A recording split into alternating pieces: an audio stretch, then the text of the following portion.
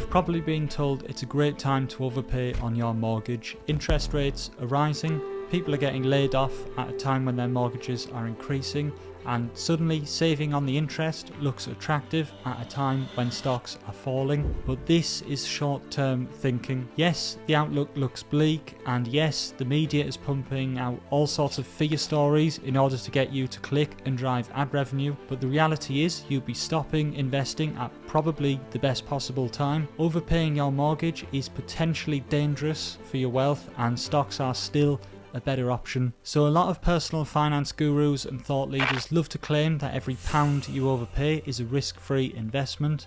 They're wrong, because it's not an investment, you're actually saving. So let's assume that you have a mortgage with a 5% interest rate. This means that every £1 you overpay, you're saving 5 pence, which is of course compounded over the loan rate, so you'll save the interest on the interest, so to speak. And yes, you don't lose money overpaying your mortgage, but the reality is there is an opportunity cost of paying, because you're missing out on opportunities elsewhere. Now, if you were to invest that money in assets instead, such as the boring FTSE 100 index, which is full of old economy stocks such as Shell, HSBC and Unilever, this achieved an annual total return of 6.35% from 1996 to 2021, which is significantly higher than interest rates. And if you invested in the FTSE All World Index, which includes global equities, you would have made 9.9% annually from 1994 to 2021. Now, this of course was over a period of exceptionally low interest rates, and these rates effectively greased the wheels of borrowing and spending because money was cheap,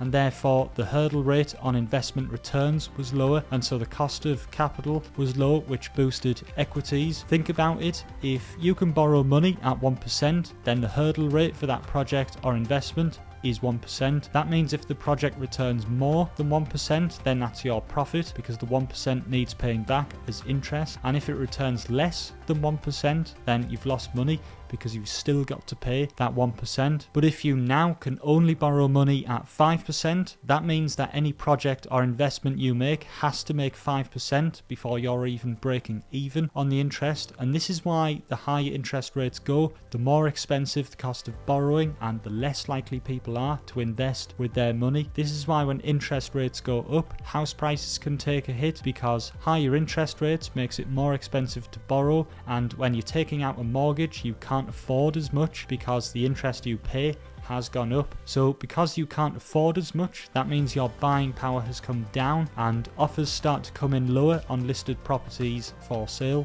We've also had several rounds of quantitative easing, which is where central banks print money to get people spending rather than saving, because the more money that people spend, the more economic transactions take place, and the more economic transactions we have, the better our economy is. As of 2024, that's now all changed, and we've seen rates shoot up from as low as 0.1% back in March 2020 all the way to 5.25%. That's a big change, and a lot of people alive today in the UK, especially millennials and Gen Z, have never actually known an economy without low interest rates, and so with rates as high as they are, the economy is likely to hit a slump, and capital returns in the stock market are likely to see a drag, which is exactly what's been happening in the last 2 years. You also need to consider the time frame of investing too. Conventional wisdom and the phrase wheeled out in risk disclaimers worldwide says that you should only invest in equities if you have at least a 5-year horizon, but the reality is that 5 years might not even be enough time to see a positive return. There's no guarantee you'll even see a positive return at all. I got a $100 check from my grandma, and my dad said I need to put it in the bank so it can grow over the years.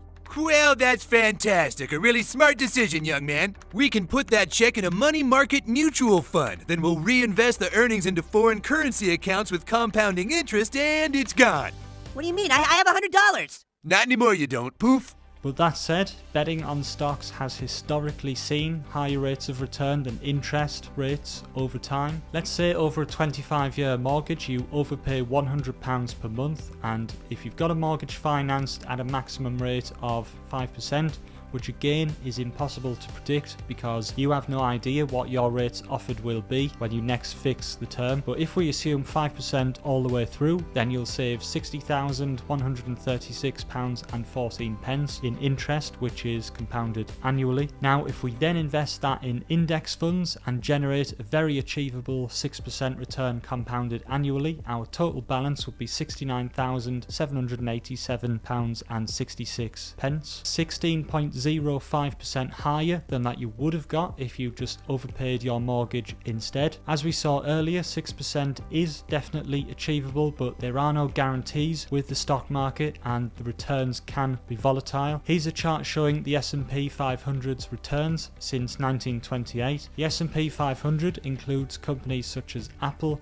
Amazon, Alphabet and Microsoft, yet despite including some of the biggest and the best companies in the world, the index still closed down nearly 20% in 2022. So you should only be willing to invest if you are thinking about the long term, because if you're only investing for 1 or 2 years, then you are basically gambling on a stock price. That said, there are some things to consider. You shouldn't even be thinking about mortgage overpayments if you've got high interest credit card debt. Paying down your mortgage to save, for example, 2% when you've got credit card debt at 8% doesn't make any sense at all. Always pay down the most expensive form of debt that you've got first. One trick that you can do if you've got high interest credit card debt is to take out a 0% interest rate loan and use that to pay off your higher interest rate loan. That then gives you time until the teaser rate expires to pay off your 0% interest rate loan, but also extra cash because you're not paying hefty interest rate charges either. You've also got to think about tax when it comes to overpaying, because both mortgage overpayments and stock market investments are made with money that's already being taxed, and mortgage overpayments are tax-free, whereas if you're not using a stocks and shares ISA, then you might be subject to capital gains tax. One good way to make stock market investments without being taxed first is by paying into a SIP. This reduces your tax bill as you pay into a SIP before you get taxed, and the government even gives you a top up too. The downside is that you can only access this money when you retire, and it does eventually get taxed at the other end too. But because both interest rates and stock market returns vary, there's neither a right nor wrong answer here. Some people can accept that they might be worse off financially by overpaying, but feel a deep sense of comfort knowing that their mortgage will be paid off quicker, and it is hard to quantify that feeling of safety and knowing that you don't owe the bank anything on an Excel spreadsheet. Other people might be able to accept extra risk in the stock market in the hope of reward. For younger people, personally, I think overpayments are overly cautious, especially when there's so much time for them to compound capital in the stock market and take on some risk, but your priorities do shift when you get older and it makes more sense to be risk averse. For me, I extended my mortgage for as long as I could because it makes more sense for me to trade my own money in the market, and as long as I can borrow at cheap rates, then the hurdle rate is low. But at the end of the day, you've got to do what's best for you, but you have to make sure that you have all the information to hand before making a decision. Let me know what you think in the comments below. Thanks a lot for watching, and YouTube says that you might like these videos, so hopefully see you in the next one.